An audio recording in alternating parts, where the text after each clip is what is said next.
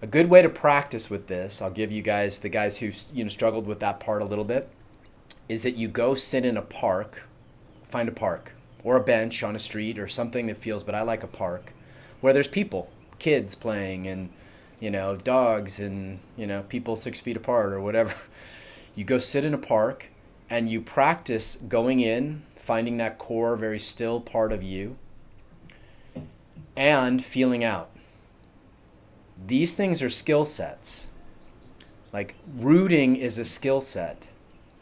Presence is a skill set.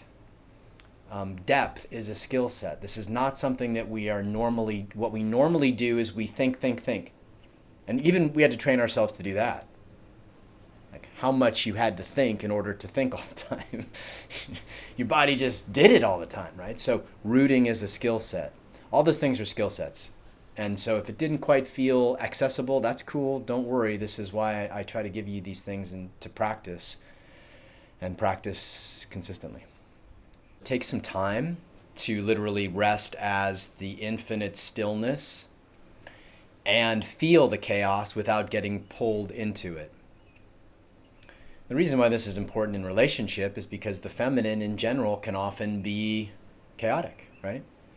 Deeply beautiful, deeply chaotic, right? And just life, just our thoughts can be chaotic, right?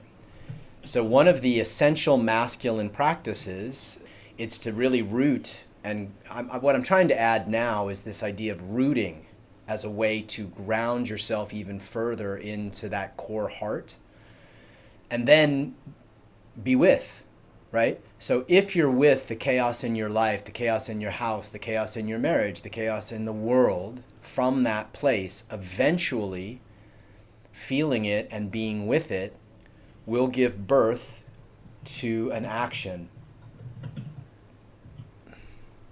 right? It'll give birth to something to do.